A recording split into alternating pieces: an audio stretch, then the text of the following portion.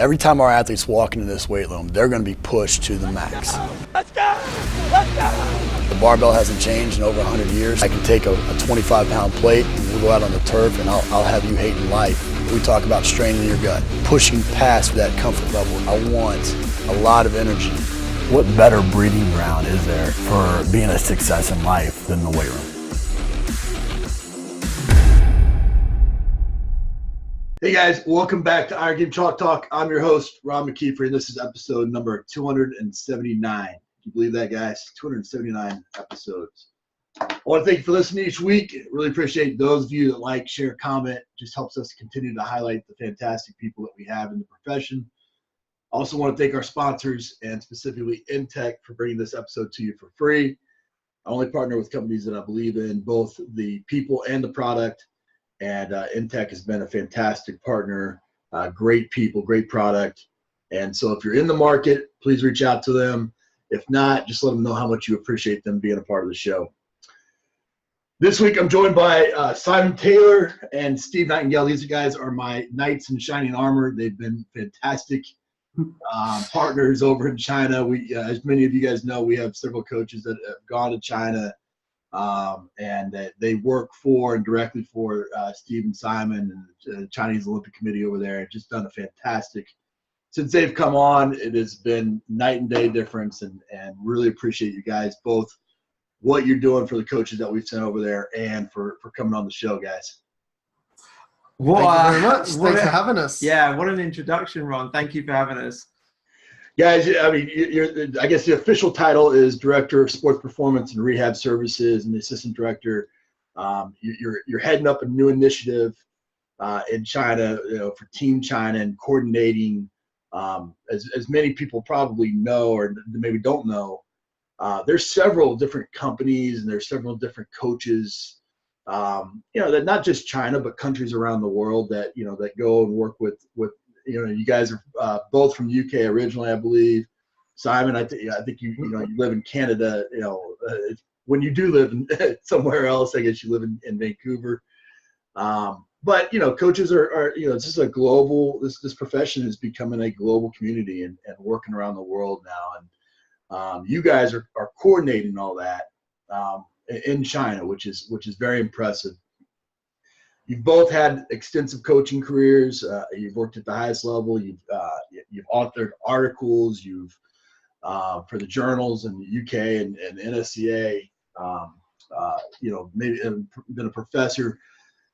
What I'd like you guys to tell me is, I usually kind of go into your background and things along those lines, but rather than do that, point to one experience, in your background that really kind of defines you. Really, you would say that this is the point in which I kind of really became the person I am today. I'll let you go first. Thanks. Wow, what a question. To be honest, actually, I think it was probably my wife and I's decision to leave the UK. And when we left the UK, we were kind of 26, 27. Lots of other people were, like our friends and our relatives were kind of a similar age. We're all kind of settling down, buying houses, that kind of stuff. And we just went down a different path and just thought, how do we know if this is where we want to settle down if we don't try living somewhere else? Okay. So we packed up our stuff and we went backpacking for 6 months on our way to Canada, and we found an amazing life in Canada. It was hard. Like, you would think moving from the UK to Canada would be about as easy as a transition could be. Two English-speaking countries, Commonwealth countries, quite a lot in common, and yet actually it's still pretty tough. You've left everything that you know behind. You've left your family, you've left your friends, and you're basically starting all over again. So I think probably that experience has had a huge impact on me, and probably actually having done that has helped me to be successful here in China. Absolutely. Go ahead. I guess I would say probably the first journal article that I got authored when that was accepted. So back in 2013, I authored an article in the NSCA's Strength and Conditioning Journal. And that was about hockey. So all my background is in ice hockey, and I'm from the UK. So as you can imagine, not many people really know that we have any hockey over here. So the fact that that got published and kind of continues really to this day to get downloaded, and people are sort of showing an interest in it, was a huge thing for me. And I guess sort of being a student at university, you see these articles that are out there in journals and think, God, these guys are just so super smart. And then the next thing I know is I've kind of released one myself. So yeah, absolutely, that was a huge thing for me to big step forward, I think.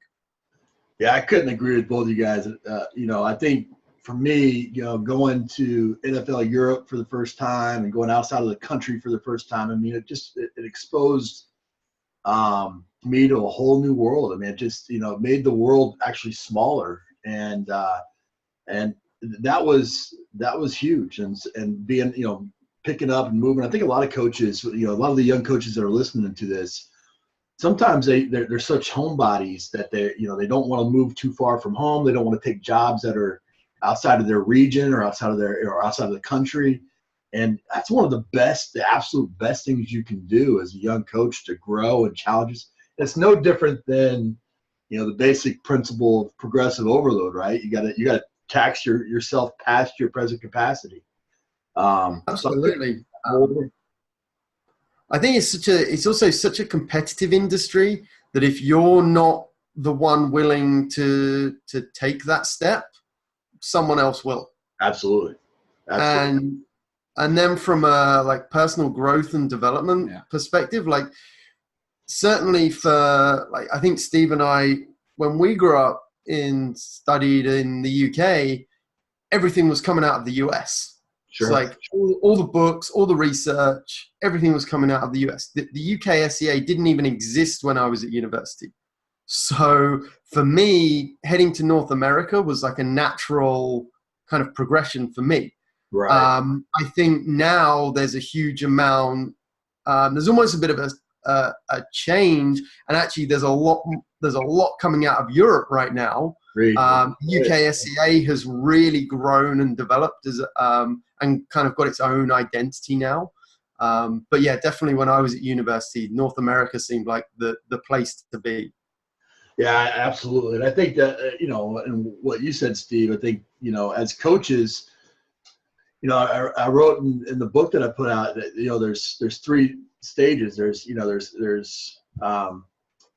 being a technician, which is being a coach, but then there's becoming a manager and an entrepreneur. And part of that management is sharing your knowledge, and leading people and putting out a resource like a journal article that automatically kind of catapults you in a different class and progresses you in the profession. So I agree with you both 100% on that.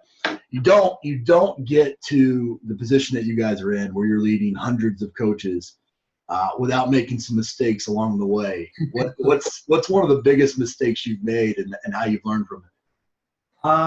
Shall I go? I was going to say another tough question, so I'm going to let you field this one first. Thanks. I have been known to be a little bit impatient, I think, in my time. I want things to happen very quickly. I've wanted to work in the NHL. That's kind of been my end goal for a long time. And there was a period of time a couple of years ago when quite a lot of sort of AHL jobs were coming up. And I thought, these would be good ones for me to try and get in. Had a couple of good discussions with some NHL coaches who were leading the recruitment. And ultimately, in every case, they ended up taking on an intern. I didn't take particularly well to some of that rejection. Sure. Fired off a couple of emails that, on reflection, definitely did not help me. It's a very small world, and it's the one thing that absolutely I've learned now is that where we're in a position to recruit people, the resumes that often I see, either I know that person or I know someone who knows that person. And, you know, I think you really need to be careful and consider how you speak to people in all walks of life, because relationships, and especially here in China, but relationships are really, really difficult to build up, and they're really easy to break. Yeah, I think we've all done that, but it's hard to take that rejection, especially when you feel like you're credentialed and you're qualified. But we both know that there's a difference between being credentialed and qualified and being able to be a high level in that role. And so I agree with that 100%. Simon? Essentially, mine's probably somewhat similar. I think it was actually when I was in China, when I first arrived, my first couple of months, and things weren't necessarily as I'd expected. I will admit I didn't really know what to expect, and yet somehow it wasn't what I expected. And definitely there were a couple of times there where I think you're a long way from home, and you know, the support network that you think should be there is in another country, and there's a big time difference and everything, and you feel vulnerable. And you know, I've certainly shot off a few text messages that I would say I would regret sending, because actually when I looked back a couple of days later, I was like, yeah, I was feeling very, very vulnerable there, and felt like I was very much out of my comfort zone. And yet actually I probably shouldn't have communicated like that. Great. So again, that's something that I think we're both cognizant of when we're managing all the stuff. Yeah, I've often said on this show that, you know, my biggest mistake has always been, you know, confusing emotion with passion.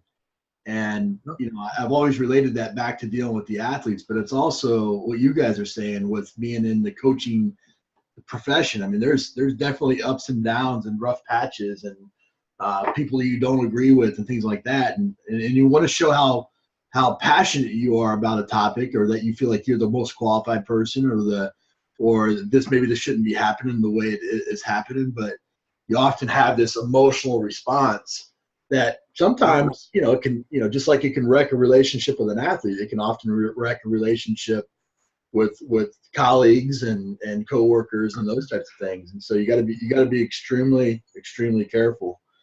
Yeah, great insight, guys. I want to get into a little bit of China, like we talked about. I mean, there's, you know, you've mentioned that. I would echo that sentiment where, you know, I didn't know really what to expect, but at the same time, it wasn't quite what we expected either. You know, with placing coaches over there. But I mean, there's been tons of good, and then just a little bit of things where you've had to learn how to deal with the culture, you know, and work within the culture. Give us some of the misconceptions and truths about coaching over in China. One of the first things I would say is I was expecting kind of militaristic style environments. I kind of had this vague impression that everyone would be, you know, wearing their national uniforms and lining up to listen to the anthem before training, and everything would be super organized. And I got here, and actually everyone is so relaxed, so laid back. It's a very informal environment.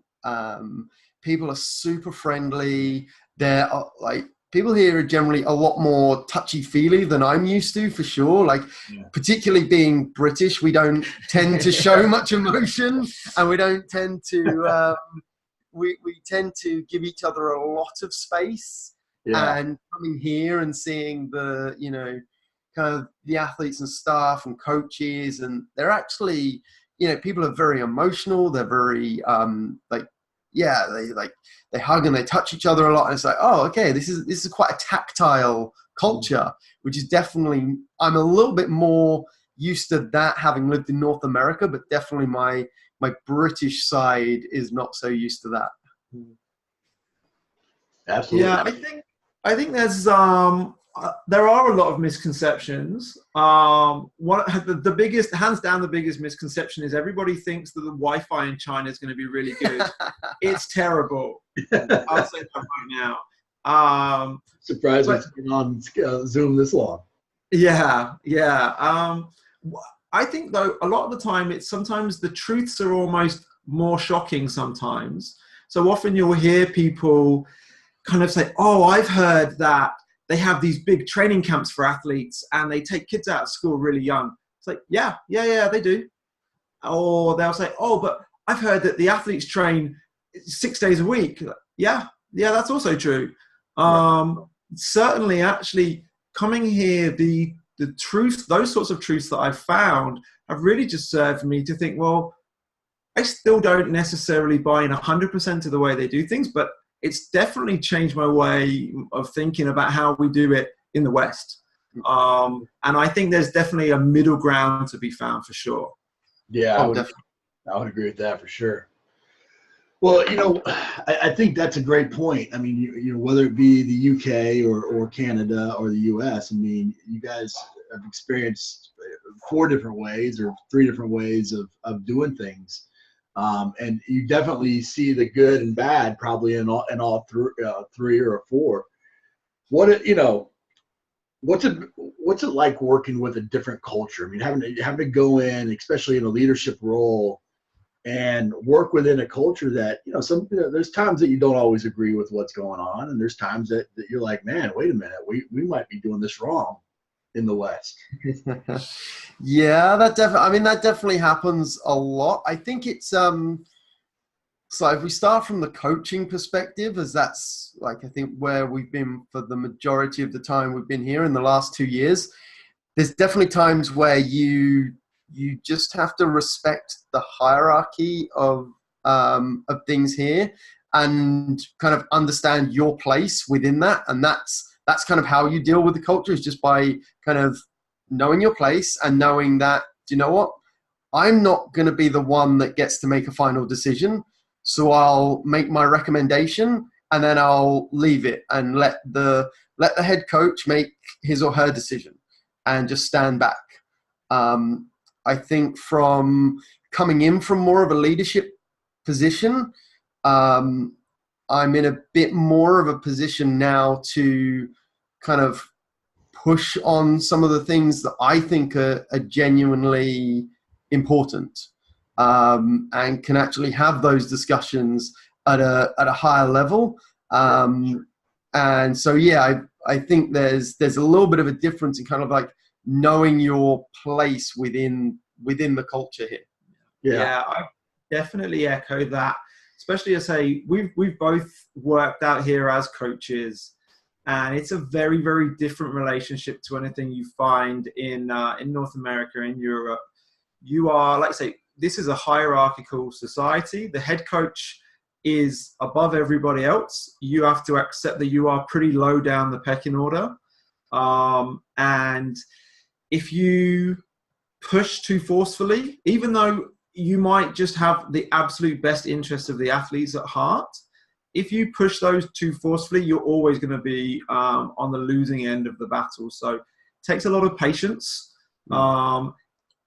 Without doubt, it can be very frustrating at times. I think that's one of the great things about our project here is previously, as you kind of alluded to, there's been a lot of different companies and a lot of coaches that are pretty much on their own. Sure. And now we have kind of this support network of close to 100 sort of foreign support staff here. So yeah, we've all felt these frustrations. There's always somebody here that you can come and grab a coffee with, go and have dinner with, go and have a beer with, to kind of get those frustrations out in a fairly productive way. Yeah, I want to come back to that opportunity to network, but I think for all the young coaches that are listening, whether or not you're coaching in China or the UK or Canada or the US, there's a great quote that one of my sport coaches told me in kind of when I arrived to a new institution. He was like, look, if you want me to love you, then love my kids, and make sure that you're taking care of them. And our role as strength coaches, as strength professionals, is very service oriented. I mean, we have to have a servant's heart and know that we're just a small piece of the pie. We're not the whole pie, you know. And sometimes that's hard, especially like in the U.S., where in the collegiate system, where the strength coach it has a tremendous impact on the entire program. And, you know, at the end of the day, when you're talking with elite athletes, you know, you're just a piece. I mean, you got sports med, you got strength and conditioning, you got nutrition, you got, you know, everything, rehab, you know, the whole deal. And, you know, I think, you know, when you accept that and know that you are, just a small piece, but you're an important piece, sitting back, understanding that the coach and the athlete are the ones that you're serving, and that ultimately you have to work within them and work within their goals and their plan. That's ultimately when you have the most success. You know, then you can find, when you develop that trust, then you have the opportunities like you guys are at a leadership role, or you know, through time, to be able to make small changes, you know, that might lead up to ultimately what you want. So I think that's great. You know, go ahead. Yeah. I was going to say, I couldn't agree more on the trust and relationship front, because you can be completely kind of right in your beliefs and what you're trying to do, but if you don't have buy-in from the head coach and the willingness to that they will trust in you to do it, you're never going to have the chance to do it. So building a really strong relationship and an understanding that you're actually, like, as the head coach and you as a support staff, you're there to work together for the same end goal. And so whenever you're doing anything, it's got to be a collaboration and a kind of support of particularly here, like supporting the head coach in their kind of overall plan for everyone. Yeah, and I think, you know, especially, I mean, even at any age, you can continue to learn from the people that you work with and collaborate with on a daily basis. But especially as a young strength coach, you know, sometimes, hey, shut up and listen to the guy that's been coaching Olympic for years. You know, that person may know what they're doing too, you know, and that athlete that's at the highest level, they may understand their body maybe a little bit better than you do, you know. And so there's definitely opportunities to learn. You're going to become a better coach by being around those individuals too. So you don't always have all the right answers.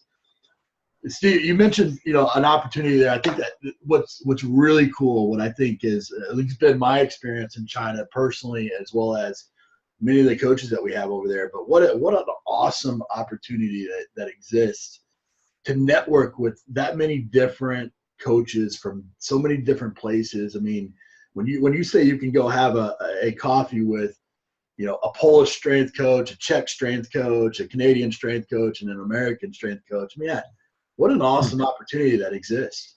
Yeah, it's absolutely unbelievable from the professional side of things. And you're right.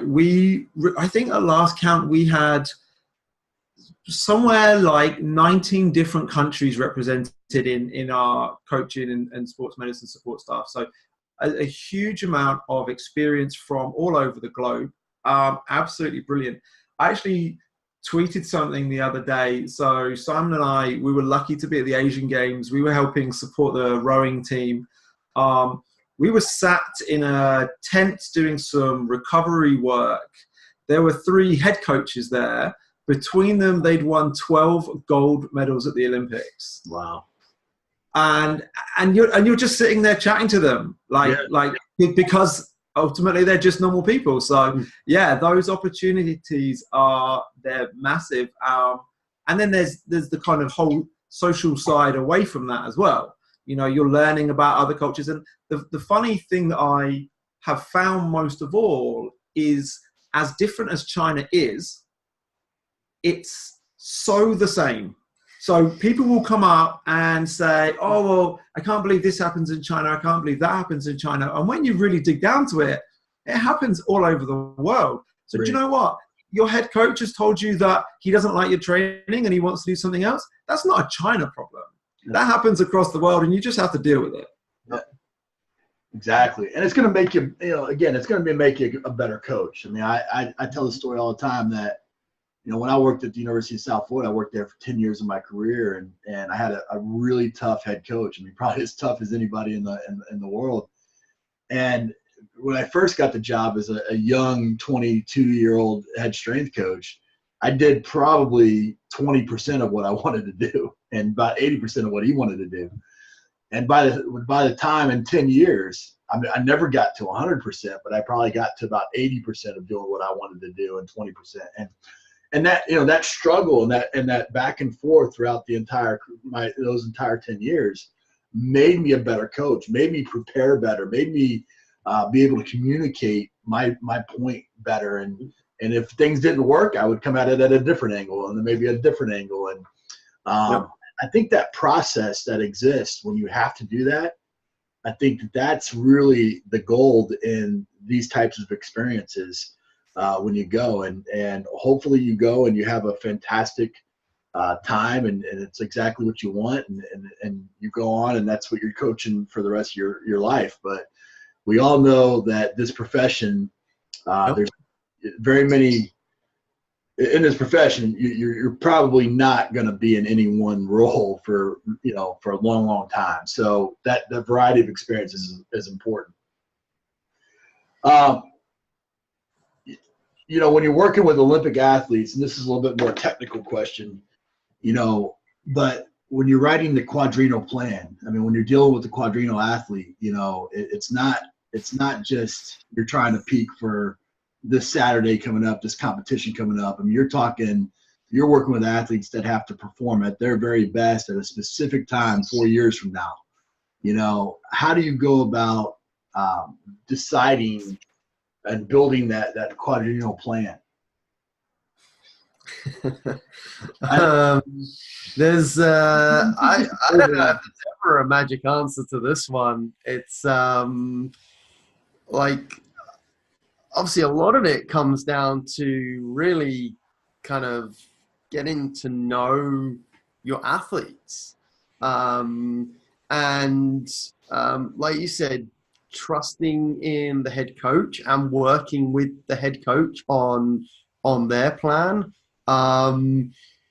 We test and we measure athletes, but so often you forget the human element in that they're not machines, and that each person's going to respond very differently to the stimulus that you give them. Right. So being organized and planned, but allowing for flexibility is one of the most important things, I think. It's a bit of a cop-out answer, I know, but it's and then particularly when you're working with athletes at this kind of level, they also have media engagements and things like this. It's everyone thinks that Olympic athletes' training plans are perfect. Oh, yeah. And nowhere in the world are they perfect. The athletes have to travel way more than you think they do. They have to do more media and sponsor events than you think they have to do. They have to, the anti-doping agency turn up and they have to go do that, and they have to go to the embassy to get visas, and all of these things come up in their training plans that really mean you have to have a strong plan and a strong set of not like beliefs, but like a sort of strong kind of guiding structure. But you need to allow a lot of flexibility. Yeah, I'd absolutely echo that. It's a case of believe in the process and be ready to change at any minute. Because like you say, as well as, yes, they have an Olympics coming up in 4 years, but they're going to have a whole manner of competitions across each year. So you have these multiple peaks that you need to hit throughout the year, whilst also aiming, and the Olympics is just one. So I said, we've just had the Asian Games, which surprisingly nobody outside of Asia has ever heard of, but it's the biggest sporting event in the world. Right. It has more athletes and more sports than the Olympics. Right. It's a phenomenal event, and that happened 2 years before the Olympics, and that was a huge event for us. So definitely again, keep it simple, believe in the process, and just know that nothing's going to go to plan. And you're going to have to work around that. Don't get married into your periodization so deep that you can't get out of it. Because if you're convinced that you need 4 lifts this week, and all of a sudden you have a media appearance and you can only lift twice, over the course of 4 years, that's not going to make the biggest difference. Yeah, no doubt. I think that's exactly what I was looking for. I mean, that adaptability, that's what you have to have. And I think what you guys have done a fantastic job of bringing is both. I mean, there's been a lot of, is having both qualitative and quantitative data to support what you're doing, and using those questionnaires and those daily interactions and things like that to get a feel for the athlete, but then turn around and back that up with some technology that you've been introducing and things along those lines to get some historical data, some numbers to be able to track how they respond to different stresses and different stimuluses. I think is important. And then from that is when you go back to work. I mean, you create little pockets of goals and you evaluate throughout, and it's a constant battle. But it's not something where you write this perfect plan on paper. And I think sometimes young coaches, they think that it's like, and they're so Excel and so program focused that if any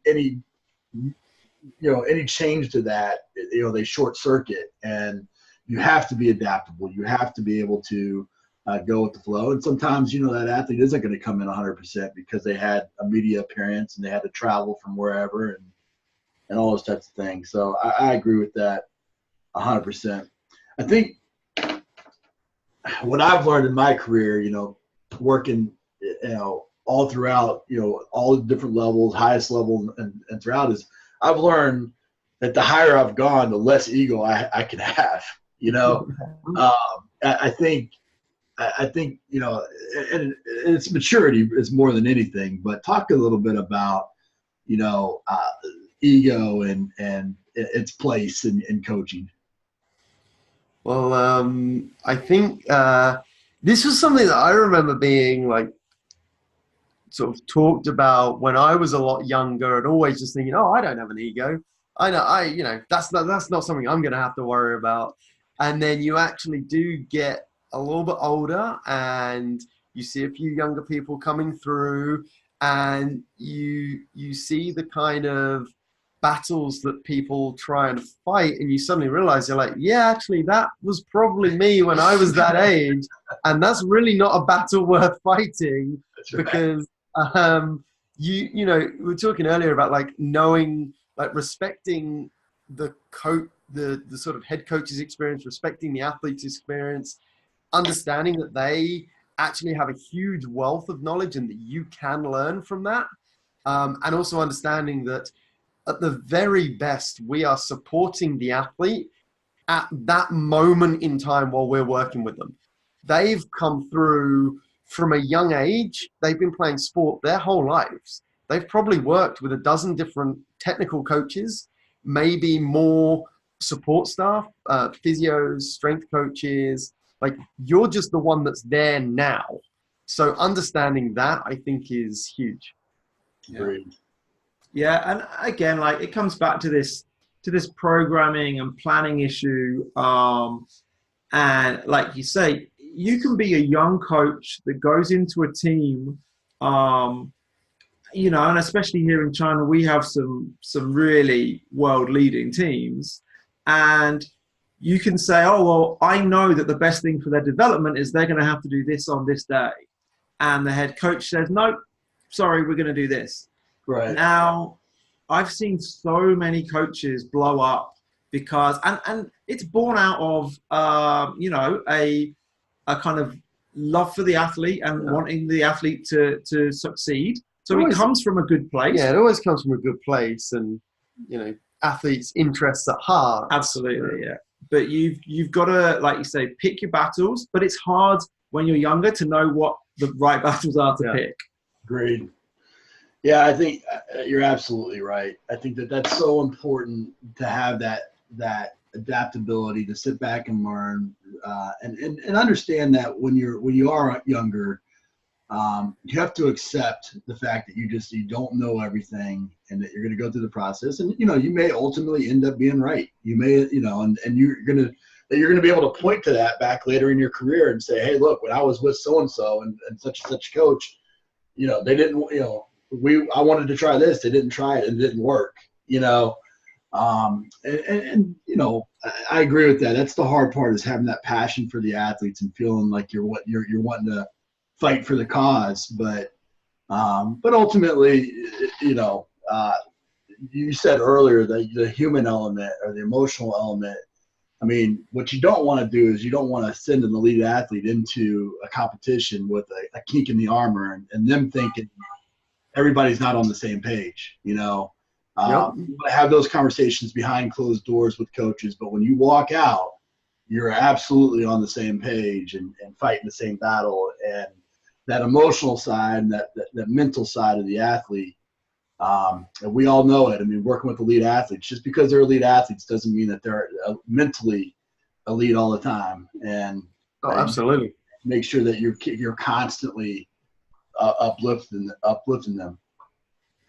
As you guys have, so have I. I mean, I've worked with athletes in a lot of countries, and they're all different. They're all different in their own way. But China can be even a little bit more different in some ways.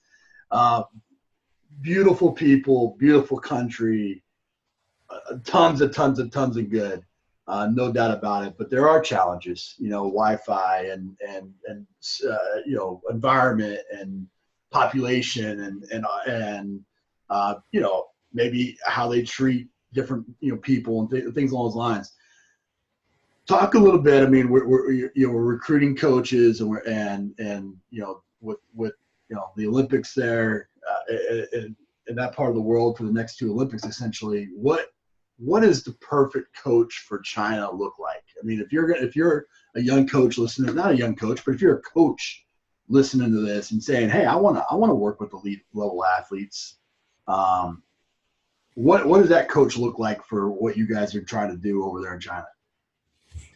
I generally say the main things are being like open-minded and willing to learn is hugely important, because I think like Steve said about the different training styles, like there are things that I've definitely learned here that I'm now going to take back home. So not just thinking that you're coming in as a foreign expert to help teach and guide, but a willingness to accept things the other way. A great one is, understanding more about traditional Chinese medicine, because we work in a multidisciplinary environment, and some of the team doctors have been trained in traditional Chinese medicine, and pretty much everywhere here it's kind of blended together with like modern Western medicine. And so I'm being willing and open to engage with people on that and actually discuss how you can work together so that their acupuncture treatment can go really well with the rest of your overall plan. So I'd say, the kind of open-mindedness and willingness to learn. Yeah. I mean, I'd probably throw into that again, sort of definitely related, is knowing that you don't know everything. You don't have all the answers. You're going to come here, and some of the things you're going to want to do won't work, and some of the things that you think don't work do work. This experience for me has 100% made me a better coach.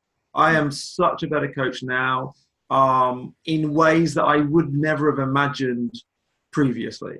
But yeah, we look for people who they need to be able to smile in the face of adversity.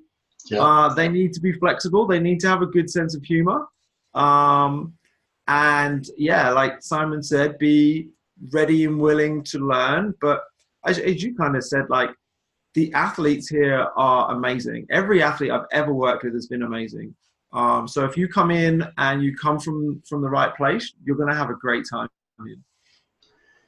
Yeah, I think, there's no doubt about it that you become a better coach. And that's been the conversations that I've had, with the coaches that I've worked with over there is not only, I mean, so many times we're able to rely on the auditory part of coaching, right? But I mean, when you don't speak the language, then you better be able to really be able to effectively use visual and kinesthetic coaching cues to get that across. And so now if you can build that side of your palette, when you go back to wherever you do speak the language, being able to use all three, I mean, makes you extremely powerful as a coach, so, but I think, I don't think you can be a type A personality. I don't think you can be like this, my way or the highway. I think you have to be adaptable. I think you have to have a sense of adventure, and every challenge, every wall that's put up it's an opportunity instead of an obstacle. And I think when you look at things like that, if you have that type of mindset, this type of experience is for you. If you're the one that it's always somebody else's fault and woe is me, and China is not the place for you. Absolutely. It's funny you just said that about like putting up walls, and I just suddenly thought this analogy of like you can go and run 1,500 meters on a track, and it's it's nice and smooth. All the surfaces, you've got the lines to follow, or you can go and do something like Tough Mudder. Yeah, and it's like they're both great events, but like if you're the kind of person that loves climbing over obstacles and getting muddy and doing that, you're going to fit in very well in China. If you're the kind of person that, like you said, is kind of a bit more of a type A, it's like, hey, I want to do it like this, and it has to be structured and organized, and I want it to just follow the white lines, right, and go around a few laps. Maybe you're going to struggle, but maybe you'd struggle moving anywhere. Agreed. Yeah, I agree with that 100%. You'll have a hard time in this profession in general. Yeah. Well, guys, this has been awesome. We end the show with some resources here. Give us best piece of coaching advice you ever received. Day one of my master's program, one of the first things my instructor said was keep data. It's going to save your job. When it all goes wrong, when the sort of higher ups are looking for someone to get rid of and the head coach's head's on the block, he's going to pass that down. If you can prove that what you're doing is working, you're going to be in a pretty safe spot. So I'm the first guy to admit I'm definitely an Excel geek, and I'm definitely a guy who keeps a lot of stats and that sort of thing. But yeah, for me, for sure, make sure you're tracking what's going on and evidencing what you're doing. Yeah. My one sounds kind of lame, but I think it's because I never really understood it when I was younger. And that is the keep it simple. Yeah. And you know what? When you're studying and you're fresh out of university, you think what you're doing is quite simple because that's all you've been studying. That's all you've been reading. So to you, it seems very simple. But when you actually start throwing in all the other variables involved, like we mentioned before, with travel, with media, with everything else, your plan isn't going to work unless it's incredibly simple, and that allows you to be adaptable. And I also think whenever you're working with an athlete, if you're still able to make gains and make progress with the most basic of programs, that gives you a huge room for growth. We were talking about how you plan for a 4-year cycle. Well, if in year 1 you're able to have a really basic program that still gets you the gains and the results you want, you've still got different levels to go to for the next 3 years. If you come in with complex periodization structures and things like this, you've really got nowhere else to go. So I would absolutely, now that I actually understand why people would say, oh, make sure you keep it simple. I was like, I always thought I was, but now I really, I think I understand that a lot better now. Yeah, I agree. I think that's just, again, it's coaching maturity. It's the environment and seeing that firsthand. Give us a book, app, and website recommendation. Okay. Book. I love The Culture Map by Erin Meyer. I was given that about a year ago. Would absolutely, well, I wouldn't say I would recommend it. I do recommend it for any coach who's coming to work abroad, but actually anyone. It's a business book. Talks a lot about how different cultures can manage to work together.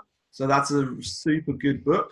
Website goes back again, I guess, to my kind of research days, I suppose. ResearchGate, that's researchgate.net. Free access to journals. Once you leave university, it can be really hard to get your hands on journals. So that's got a ton of really good resources out on there. Yep. And app, nothing to do with coaching, but everything to do with living in China is WeChat. I know you have it. Most people outside of China haven't heard of it. It's the biggest app in the world, has over 1 billion users. It's a combination of WhatsApp, eBay, Uber, Facebook. It's absolutely everything rolled into one, and you cannot function in China without it. So 100% WeChat is the app for me. It's impressive. Yeah, I agree. It really, when you actually live here, like, it becomes everything. Yeah. You go down the street, you don't have to take your wallet, you take your phone, and you just pay for everything through WeChat. Yeah. Split the bill in a restaurant with your friends, and you pay with WeChat. Like, it's literally just everything. I wish we had it here. I wish it was popular here in the States. I love it. When we get there, it's going to get there. It's growing. Last time I was back in Vancouver, there were a few places that were accepting WeChat Pay. Really? Yeah, it's starting to take off. Huh. We'll see. I think it's going to expand over the next few years. So give us your book and website. Sounds like you probably go with WeChat as well. Yeah, I got a couple of different ones. I know that Steve wants me to mention his book. I can't mention it myself. But yeah, I mean, I have to admit I haven't actually read it, so I probably shouldn't recommend it. But the handbook on strength and conditioning by Routledge is one that Steve has contributed to on the ice hockey front. I have it up there somewhere. Back there somewhere. It's quite a fairly hefty tome. It's no, for anyone thinking of coming to China, actually there's a great book called Lost on Planet China by J. Martin Troost, and it's he's a Canadian travel writer who I think he spent 6 months traveling around China, and it kind of chronicles his journey, and it's an absolutely great book. I actually listened to it as an audio book, and so with the amount of traveling we do with you don't have your regular TV or cable here, so actually I'm going to say audiobooks.com for the app, because it's a great way to be able to get hold of English language books. You can't just pop down to the local bookshop here. Amazon doesn't really exist here. We have Taobao, which is great, but the stuff's not usually in English. So like something like that is a really great resource. And then the website, I'm going to go with Science for Sports. I don't know if you've heard of it. It's been going for a couple of years now. Some great English guys started it, but they've spread all over the world now. I love their performance digest. I think, like Steve mentioned, that the ResearchGate, it is hard to kind of get access to those things when you're no longer at university. And they've done a great job of making it accessible, actually giving you some common sense sort of feedback in how you would implement it and critique the paper. And you can actually link to the paper itself. Yeah, we actually have Owen coming on the show next month. So fantastic. Yeah, great. It'll be great. Yeah. Well, guys, I mean, a fantastic resource. Great. I mean, it's been a great episode. But most importantly, I mean, like I said at the very beginning, once you guys came on board and the efforts that you've done to make things more organized and fight for not fight for the coaches in that there's a battle, but, to be able to structure things and be a conduit and a champion for the strength coach in China. It's been amazing, and the work that you've done has been fantastic. And I just I truly appreciate how you've treated the coaches that we've sent over there.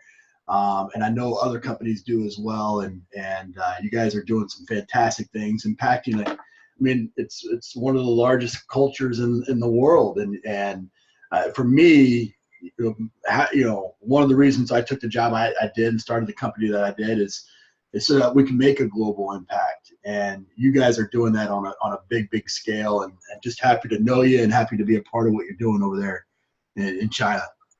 Ron, truly appreciate the words. Thank you so much. It's been great coming on and having a chat with you. Yeah, thanks very much. It's always been a pleasure working with you, and I've enjoyed working with that have come, from yourself, and really appreciate that.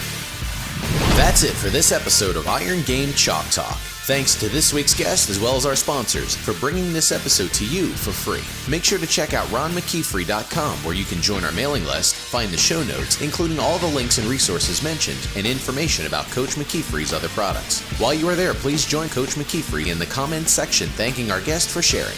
If you haven't subscribed to Iron Game Chalk Talk on YouTube or iTunes yet, make sure to do so. Comments, ratings, and reviews are always welcome. Coach McKeefery can be found on Twitter at @RMcKeefery, on Facebook and YouTube at /Ron.McKeefery. That's it for this week. Be sure to check back next week for another great episode of Iron Game Chalk Talk.